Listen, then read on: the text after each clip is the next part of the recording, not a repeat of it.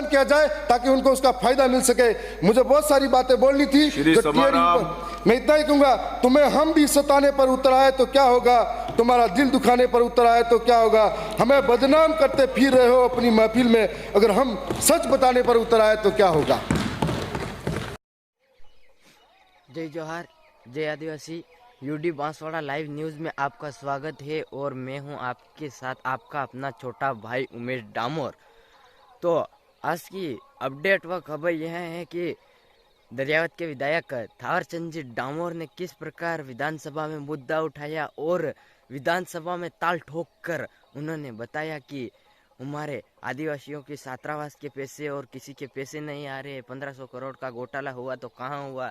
तो वीडियो में कमेंट करके ज़रूर बताएं आपको वीडियो कैसा लगे। मिलता हूँ अगले वीडियो में, तब तक के लिए जोहार। जुर्म के साये में लब खोलेगा कौन, यदि मैं ही चुप रहा तो बोलेगा कौन। मैं जनजाति इलाके से आता हूं और उस इलाके के अंदर सरकार ने समय समय पर अपने अपने प्रयास किए। आर्थिक रूप से, सामाजिक रूप से, सांस्कृतिक रूप से और शैक्षणिक रूप से वो इलाका कमजोर है। कभी विस्थापन की मार झेली, कभी पलायन झेला, कभी वन विभाग और विकास के नाम पर उन्होंने विस्थापन झेला। उसके बाद में कई सरकारों ने अपनी अपनी योजनाएं बनाई। साथ में जनजाति क्षेत्र विकास विभाग ने कई योजनाएं बनाई और पिछली सरकार ने 1000 करोड़ का बजट दिया था।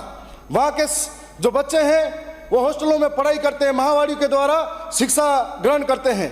ऐसे में ऐसा लगता था कि जो आर्थिक रूप से कमजोर बच्चा है, जिसके अंदर प्रतिभा है, वो हॉस्टल के अंदर पढ़ेगा और हष्ट-पुष्ट रहकर अपने अपने ज्ञान को बढ़ाएगा। साथ साथ में इस सरकार ने, जब हम पहली बार सदन में चुन कर आए थे तो भाजपा की सरकार ने 1500 करोड़ का बजट का नाम लिया था।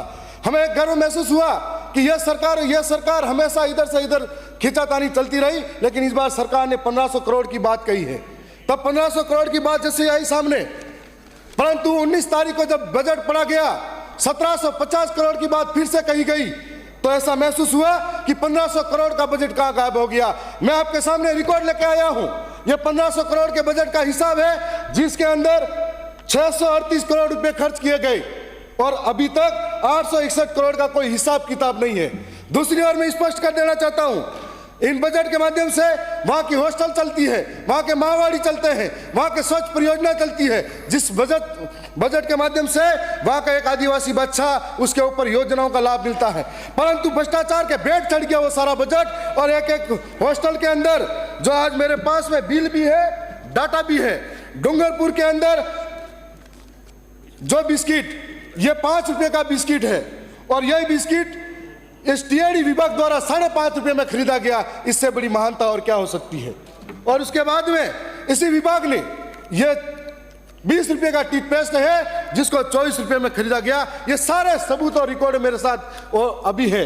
और इसके बाद में उपभोक्ता भंडार के अंदर जहां नमक की थैली 4 रुपए में, 3 रुपए में दी जा रही है, वो इस टीआईडी विभाग को दूध के पैकेट हो या अन्य चीजें हो, जिनको इस तरह से करा गया है। मैं आपको बता देता चाहूंगा कि 65 करोड़ का बिना टेंडर का ठेका बिल भंडार का सप्लाई व्यापारी कर रहे, हर जिले में टेंडर अलग अलग। ये मैं नहीं कह रहा, ये अखबार की कटिंग कह रही है। और 4 महीने पहले मंत्री जी का जवाब था, हम जांच कराएंगे। जब मंत्री जी पहली बार चुनाव जीते थे तब अखबारों में आया था कि झोपड़ी वाले मंत्री जी, तब हमें लगा कि झोपड़ी वाले मंत्री जी गरीबों की बात सुनेंगे, लेकिन मंत्री जी गरीबी का आशियाना भूल गए। तब हमें कहना पड़ रहा है हमारे बजट, हमारे नाम का बजट भ्रष्टाचार की बेट चढ़ गया। और ऐसे में ये जो अलग अलग है, धनिया पाउडर डूंगरपुर के अंदर 210 में मिल रहा है, जो इस हॉस्टल के अंदर सप्लाई हो रहा है उसकी बात कर रहा हूं। और उसके बाद में 12 के अंदर 144 रुपए, उदयपुर में 160 रुपए और प्रतापगढ़ में 255 रुपए। तो मुझे ऐसा लगता है इन भाव को देखकर कि ये डूंगरपुर, बांसवाड़ा, ये 12, ऐसा लगता है अलग अलग देश का कोई भाव लगा रखा है। ये टोटली हर एक मामले में ऐसा कल परसों अखबार में आया कि बच्चों का निवाला खा गए। आज ऐसा लगता है टीआईडी विभाग के बजट के माध्यम से एक एक छोटे छोटे बच्चों का निवाला खा गए। एक एक सारी चीजें मेरे साथ है। स्वच्छ परियोजना 11 कर्मचारी को हटाया, उनकी जगह भाजपा नेताओं के रिश्तेदार और दोस्तों को पीए को लगा दिया गया। तो ऐसा मैं नहीं कह रहा, ये अखबार की कटिंग कह रही है, सारे सबूत कह रहे हैं, एक एक आंकड़ा हमारे आपके सामने है। मैं और भी बहुत सारी बातें आपके सामने रखना चाह रहा था, लेकिन कई महत्वपूर्ण मुद्दे पर मैं चर्चा करना चाहूंगा।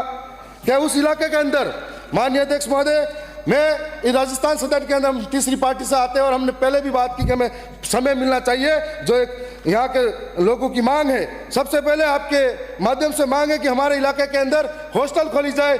बेड़ावाल के अंदर गर्ल्स और बॉयज हॉस्टल, मुंगाड़ा के अंदर गर्ल्स बॉयज हॉस्टल, लोहागढ़ में गर्ल्स हॉस्टल, भांडला में बॉयज और गर्ल्स हॉस्टल, जलाराम में एकलव्य मॉडल और खोलड़ी में इंडोर स्टेडियम, दरियावत में खेल मैदान और 4 लाइब्रेरी मुंगाड़ा, दरियावत और पाठशाला के अंदर और हमारे लसाड़िया जलारा के अंदर और सलोमबर के अंदर नवोदय विद्यालय खोला जाए। साथ साथ में महावाड़ी के जो विद्यालय संचालित हैं उनकी एक पुरानी लंबित मांग है कि वो धरातल पे बच्चों को तैयार करते हैं, उनको पढ़ाते हैं, तो उनकी जो 14 वर्ष की आयु तक है 4500 महावाड़ी शिक्षा सहयोगी है। महावाड़ी केंद्रों को जनजाति विकास में मर्ज किया जाए और कार्यकर शिक्षा सहयोगी को मूल विभाग में कैडर निर्धारित कर उन्हें स्थायी किया जाए।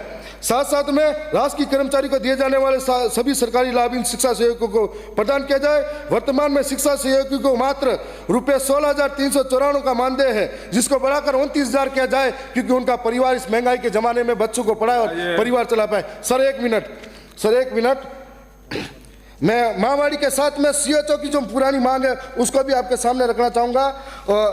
जो CHO है दुर्गम इलाके में बच्चों का इलाज कराने जाते हैं और उनके साथ में प्रदेश के कम से कम 2020 से कोई कैडर नहीं बना है। CHO का कैडर निर्माण हो और CHO का महाराष्ट्र और गुजरात के पैटर्न की तर्ज पर 4800 पे ग्रेड उनका भी बनाया जाए। मैं साथ साथ में यह भी कहना चाहूँगा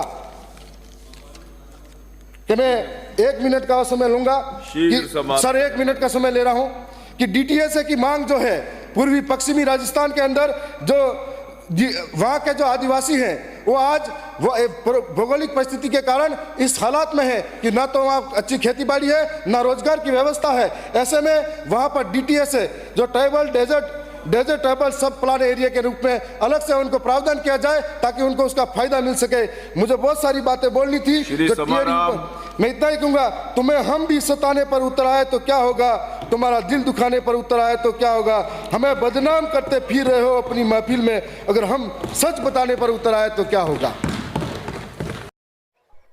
तो चैनल पर नहीं हो तो चैनल को सब्सक्राइब कर बेल आइकन ऑल पर क्लिक करें ताकि अगला वीडियो आपको जल्दी मिल सकती है। तो जाइए और बेल आइकन घंटी ऑन करके रखिएगा ताकि अगला वीडियो आपको जल्दी मिल सके। और हाँ, धन्यवाद, मिलता हूँ अगले वीडियो में। तो घंटी ऑन करके रखिएगा और भारत आदिवासी पार्टी की खबर इसी यूट्यूब चैनल के माध्यम से आपको देखने को मिलेगी। तो सब्सक्राइब कर बेल आइकन ऑल पर क्लिक कर लो। धन्यवाद, मिलता हूँ।